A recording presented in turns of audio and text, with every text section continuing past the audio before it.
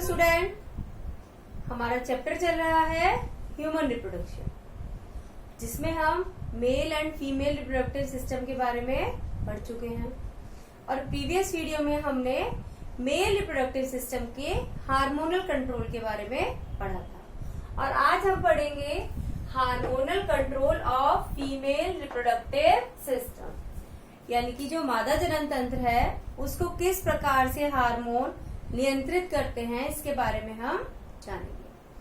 तो जैसा कि मेल रिप्रोडक्टिव सिस्टम में था कि एंटीरियर लोब ऑफ पिट्यूटरी के हार्मोन एफएसएच और आईसीएसएच कंट्रोल कर रहे थे उसे, इसी तरीके से फीमेल रिप्रोडक्टिव सिस्टम में भी पिट्यूटरी की जो एंटीरियर लोब होती है उसके हार्मोन एफएसएच और एलएच ये कंट्रोल करते हैं फीमेल रिप्रोडक्टिव सिस्टम को। एफएसएच क्या करता है? एफएसएच यानी कि फॉलिक्यूलर स्टिमुलेटिंग हार्मोन, ये ओवरी की फॉलिक्यूलर सेल को स्टिमुलेट करता है। क्या करता है? ये फॉलिक्यूलर सेल को स्टिमुलेट करता है, जिससे जो प्राइमरी फॉलिकल है वो डेवलप हो जाते हैं ग्राफियन फॉलिकल के अंदर। एफएसएच ने क्या किया? फॉलिक्यूलर सेल को स्टिमुलेट किया।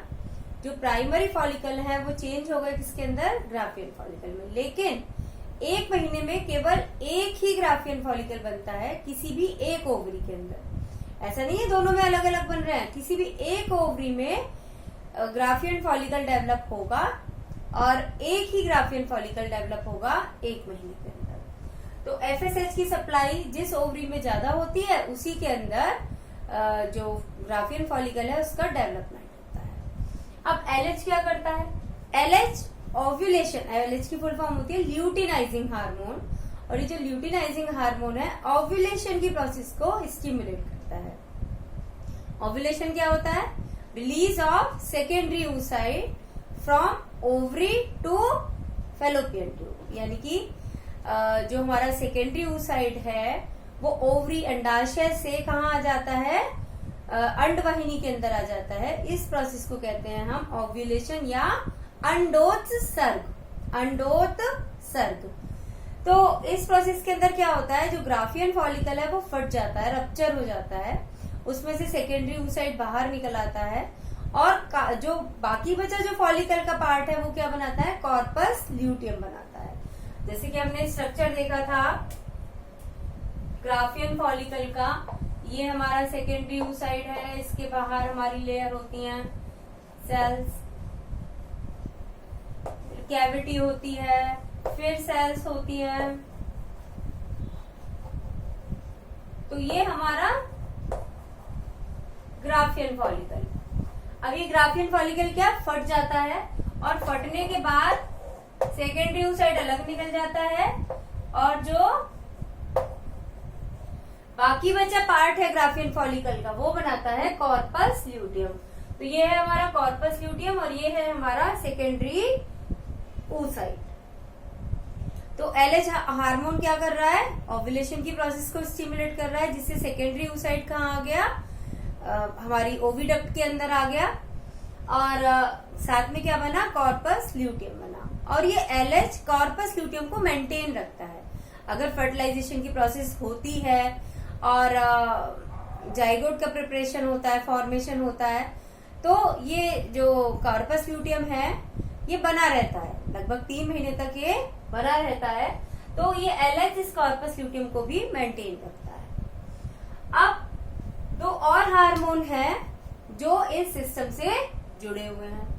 एक हार्मोन है एस्ट्रोजन और दूसरा है प्रोजेस्टेरॉन। तो जो फॉलिक्यूलर सेल होती हैं वो भी एक हार्मोन का सिक्रीशन करती हैं, और उस हार्मोन को कहते हैं हम एस्ट्रोजन।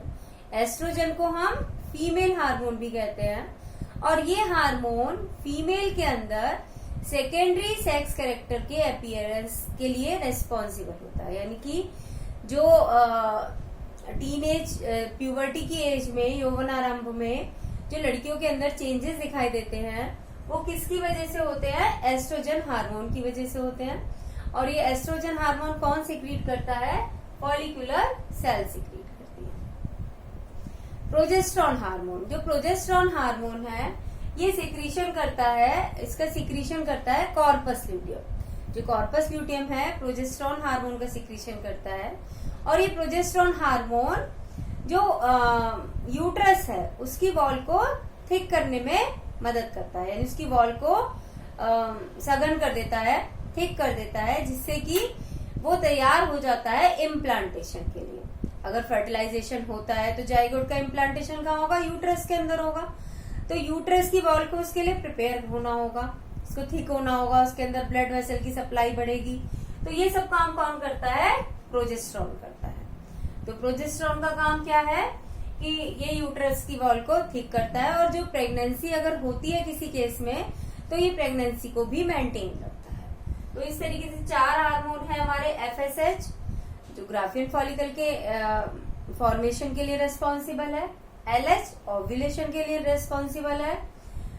FSH और LH दोनों का ही सिक्रीशन कौन कर रहा है? एंटीरियर लोब ऑफ पिट्यूटरी कर रहा है। और इसके बाद जो ओवरी की फॉलिकुलर सेल है वो एस्ट्रोजन सिक्रीट करती हैं, जो कि सेकेंडरी सेक्स कैरेक्टर के लिए रिस्पॉन्सिबल है फीमेल के अंदर। और जो LH ये प्रोजेस्टेरॉन है इसका सिक्रीशन कार्पस ल्यूटियम करता है। ये जो गर्भाशय है उसकी दीवार को मोटा करता है, जिससे कि उसके अंदर जाइगोट का इम्प्लांटेशन हो सके। इसके अलावा ये प्रेगनेंसी अगर होती है तो उसको मेंटेन रखता है। तो इस तरीके से 4 हार्मोन हैं। अब हम कुछ जो सेकेंडरी सेक्स कैरेक्टर फीमेल के अंदर होते हैं उनके बारे में जान लेते हैं। तो फीमेल के अंदर सबसे पहले ओव्यूलेशन की प्रोसेस स्टार्ट हो जाती है प्यूबर्टी पर। दूसरा सेकेंडरी सेक्स कैरेक्टर मतलब द्वितीयक लैंगिक लक्षण, जिनसे जो मेल और फीमेल एक दूसरे से अलग अलग दिखाई देते हैं।